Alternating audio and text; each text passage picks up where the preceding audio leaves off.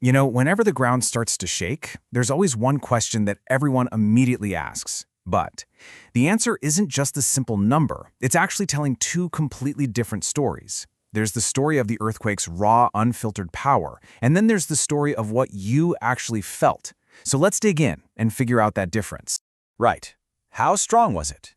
It seems like such a simple question, doesn't it? But to answer it properly, scientists actually use two totally different kinds of measurements.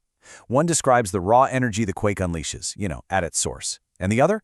That describes what it felt like for you, standing on the ground. And believe me, understanding that difference is absolutely key. Okay, so to really get a handle on that raw power, we've got to start with the one measurement that pretty much everyone has heard of, the Richter scale. So picture this, it's 1935, and the seismologist, Charles Richter, he's trying to figure out a way to compare the size of different earthquakes. I mean, how do you even do that? Well, he came up with a scale designed to do just one specific thing, measure the magnitude. And magnitude is all about the total energy that gets released right at the source, the hypocenter, deep, deep underground. But here's the thing that trips so many people up. The Richter scale isn't like a ruler where 2 is just 1 more than 1. It's logarithmic. Now, that's a fancy word, but what it really means is that a tiny little step up on the scale is actually a huge leap in real-world power.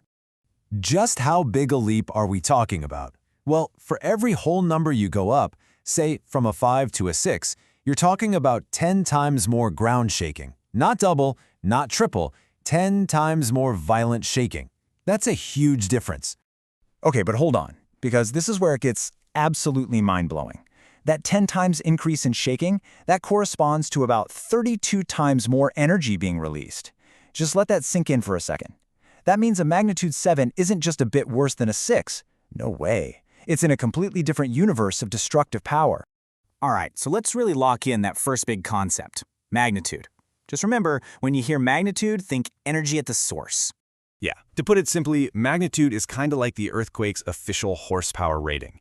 It's that one single objective number that tells you how much energy just erupted when that fault line let go. And the really crucial thing to remember about magnitude is that it's an absolute. It's a constant. Every earthquake has just one magnitude. It doesn't matter if you're standing right on top of the epicenter or if you're hundreds of miles away. That number, that magnitude, stays exactly the same. Okay, so if every earthquake has only one magnitude, then why does it feel so different depending on where you are? Right? That's the million-dollar question. And the answer brings us to the other side of the coin, intensity. And intensity isn't about the source at all. It's all about your experience right there on the ground. Intensity is all about what you feel and the damage you see in a specific location. It's the personal story of the earthquake's impact. So while that earthquake has just one magnitude, it can have tons of different intensity values all over the map. So what causes that difference? What makes it feel different from one town to the next? Well, a few big things. First, the obvious one, your distance from the epicenter. The farther away you are, the less you feel it. But the very ground you're standing on makes a huge difference. If you're on soft soil, the shaking can be way more intense than if you're on solid bedrock. And then there's the human element, right? Building design, population density, all of that dramatically changes the damage and therefore the intensity. All right, let's bring these two ideas together now, because this is the aha moment. Understanding the critical difference between the quake's fixed power and how it actually plays out on the ground, well, that's the whole ball game. So, what's the real difference? I mean, what's the easiest way to keep this straight in your head? Okay, think of it like a light bulb. This is the perfect analogy. The magnitude is the wattage of the bulb. Let's say it's a 100-watt bulb. That wattage is a fact. It doesn't change. Now the intensity, that's how bright the light seems to you. If you're standing right next to it, the intensity is blinding. But if you walk to the other side of a big room, the light seems much dimmer, right? The intensity is way lower. It's the exact same bulb, the same wattage, but a totally different experience. So let's just do a quick side-by-side. Magnitude, that's the energy. It's one single number for the whole quake. It's measured by scientific instruments using something like the Richter scale. Now, intensity, that's the shaking and the damage. You get many different values for one quake, and it's measured by what we see and feel, using a scale like the Mercalli scale. See the difference? One is the cause, the other is the effect. Okay, so this is all interesting science, but why does it really matter? I mean, who cares? Well, this isn't just trivia.